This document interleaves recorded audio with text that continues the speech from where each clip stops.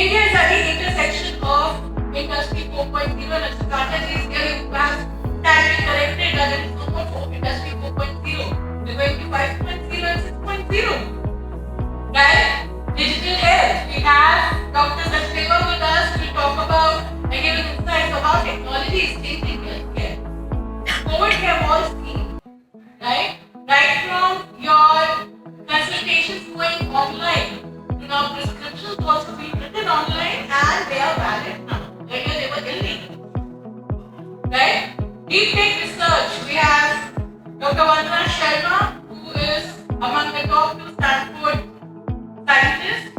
And she talk about the deep tech and women and STEM and telecom infrastructure and startup aspiration. From 500 plus startups to 200,000 startups and still counting with women representing and coming in. I myself, I am an entrepreneur after 27 years of industry, from teaching technology to creating technology to selling technology. I created Mahananda University on the Secretary Private Limited.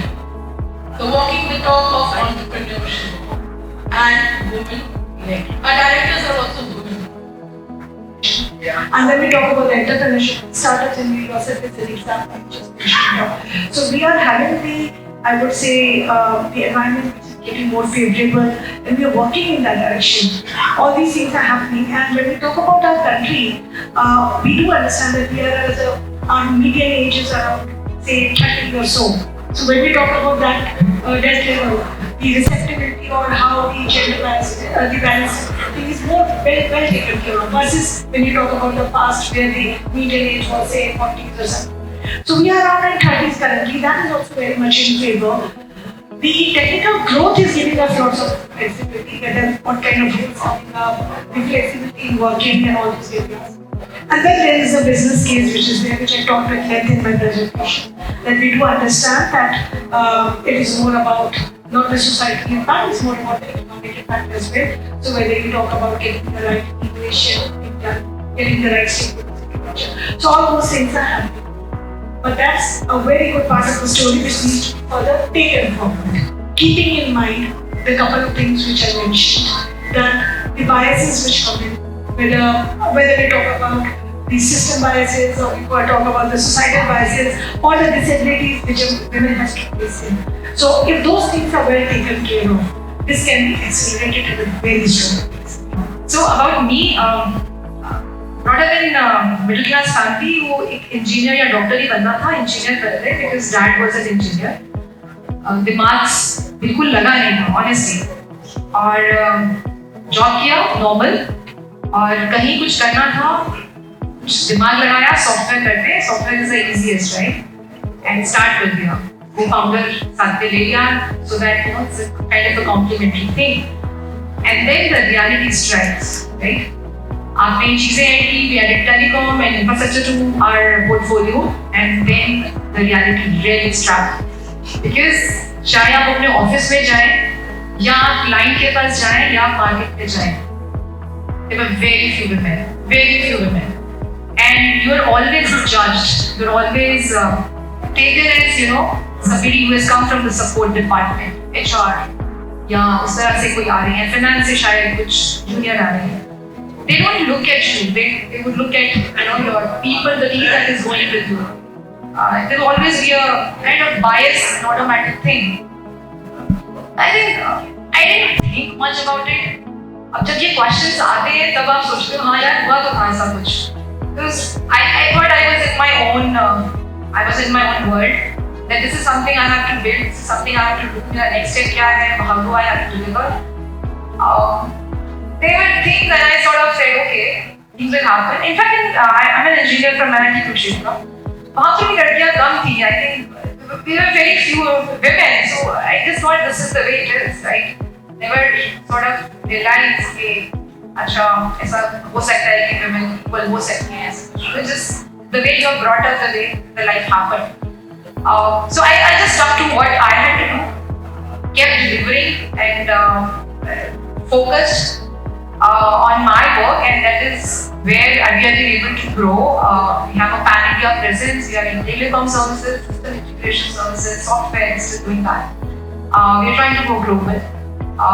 17 years into, into being. Right now. So I'm coming from academic background and I have been mentoring my students irrespective of gender. I don't see any gender. I don't see a boy or a girl. I just see they are my students and they are stuck somewhere. And because they are stuck somewhere, I have to mentor them out from their notions, their apprehensions, their fear. This is what I have been doing last 17, 19 years. 17 years. And deep tech now today, universities are already including entrepreneurship incubations, and they are including mentorship, they are including industry verticals and industry people from various verticals to be part of the curriculum. But we need more and more such initiatives. We need one common platform. This is, I think, the right platform where I can talk about this common grounds.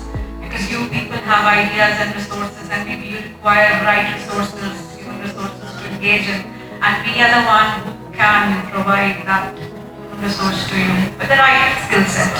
Our students are very much skilled today, and we are in the era of generative AI. Please do not forget that. So today, coding is nobody's doing coding, but everybody is generating coding.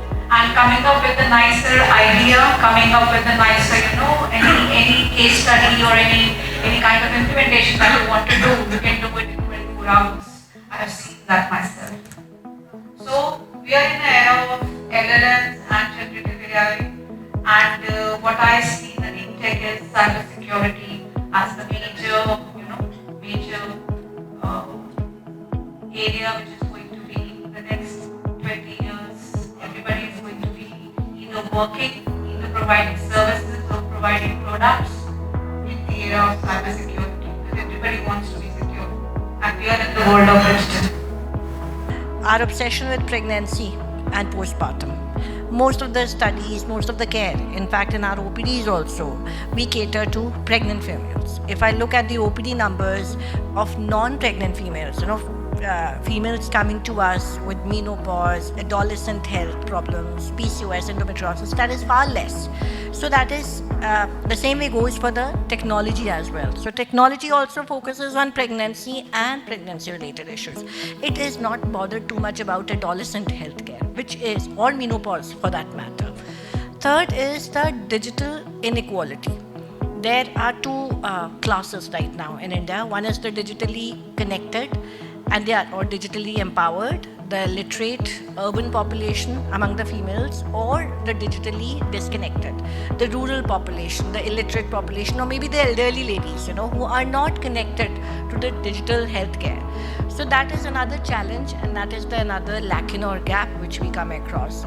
The last challenge I would say would be that many femtech tools, they enter the market without robust peer review.